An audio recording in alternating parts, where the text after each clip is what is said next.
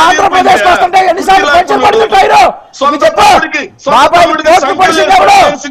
బాబాయిని పోట్లు పడిచింది ఎవడు? ఆయన నిందలేసిన తర్వాత చంద్రబాబు నాయుడు గారు 4 సార్లు గెలిచారు. 4 సార్లు గెలిచారు చంద్రబాబు నాయుడు గారు. మీరు నిందలేసిన తర్వాత బాబాయిని రప్ప రప్ప రప్ప రప్ప నరికిందాడు.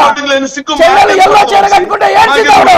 33 కేసుల్లో నిందితుడు, కోట్లు వాయిదాలు కొట్టిన దొంగ. ఆయనకు లేని సిక్కు ఇంకెవరికి ఉండాలి సార్ ఆంధ్రప్రదేశ్ లో? జగన్మోహన్ రెడ్డి లేని సిక్కు ఇంకెవరికి ఉంటుంది? అసలు సిక్కు అనేది జగన్మోహన్ రెడ్డి చూసి సిగ్గుపడతా ఉంది సార్. మరొక విషయం చెప్పాలి రాజు గారు, ఇక్కడ మరొక విషయం చెప్పాలి. అంబటి రాంబాబు గారు జగన్మోహన్ రెడ్డి గారితో మాట్లాడుతున్న వీడియో ఒకటి రిలీజ్ చేశారు సార్ వీళ్ళు. అందులో అంబటి రాంబాబు అంటాడు పోలీసులు పూర్తిగా అంటే తెలుగుదేశం పార్టీకి సపోర్ట్ చేశారట పోలీసులు.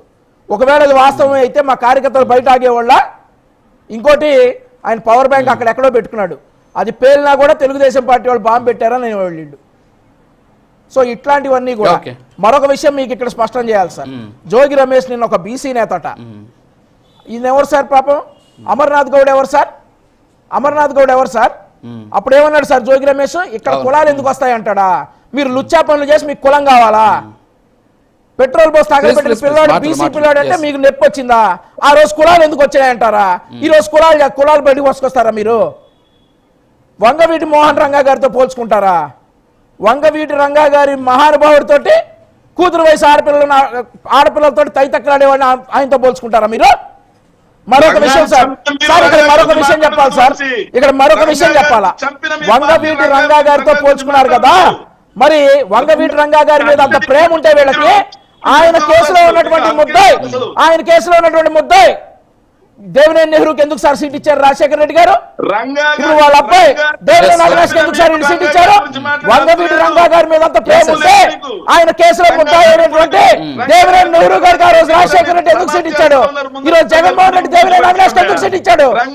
వంగవీటి రంగా వచ్చిందా మీకు?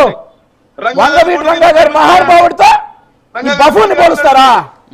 ఈ బఫూన్ ఫోటోలు వేస్తారా రంగా గారి పక్కన? నిన్ననే ఇచ్చారు రంగా గారి అభిమానులందరూ కూడా స్టేట్మెంట్. మరొకసారి బఫూన్లను రంగా గారు పోల్చుకుంటే ఊరుకునేది లేదని. మేడం కృష్ణవేణి గారు మీకు టైం ఇవ్వలేకపోతున్నాను. కృష్ణవేణి గారు మీకు నేను టైం ఇవ్వలేకపోతున్నాను, దయచేసి నెక్స్ట్ డిబేట్ లో ఇస్తాం. టైం అయిపోయింది. థ్యాంక్ యూ కార్తిక్ గారు, అలాగే శేఖర్ రెడ్డి గారు, బండారు వంశీ గారు, కృష్ణవేణి గారు, thank you very much debate లో పాల్గొన్నందుకు. సో ఓవరాల్ గా చూస్తే గడిచిన 2 రోజులుగా జరుగుతున్నటువంటి ఈ వ్యవహారం ఏదైతే ఉందో దీని మీద ఖచ్చితంగా ప్రతి ఒక్కరు కూడా సమయం పాటించాల్సినటువంటి అవసరం ఉంది. మాట్లాడే సందర్భంలో నోరు అదుపులో పెట్టుకోవాలి. నోరుకి సంబంధించి అంటే నోరు మంచిదైతే ఊరు మంచిది అవుతుంది అనేటటువంటి ఒక పాత సామెత ఏదైతే ఉందో అది ఇప్పుడు రాజకీయాల్లో కరెక్ట్గా పనిచేస్తుంది. ఎందుకంటే నోరు మంచిది కాకపోతే ఊరు కూడా మంచిది కాదేమో అనేటటువంటి ఒక వాదన అయితే వ్యక్తమవుతూ ఉన్నటువంటి పరిస్థితి దీని ద్వారా మనకు స్పష్టంగా తెలుస్తూ ఉన్నటువంటి సిచ్యువేషన్. సో ఏదైనప్పటికి కూడా ఇలాంటి సందర్భాల్లో రాజకీయాల్లో ఉన్నటువంటి వ్యక్తులు చాలా హుందాతనంగా వ్యవహరించాలి. అంతేకాకుండా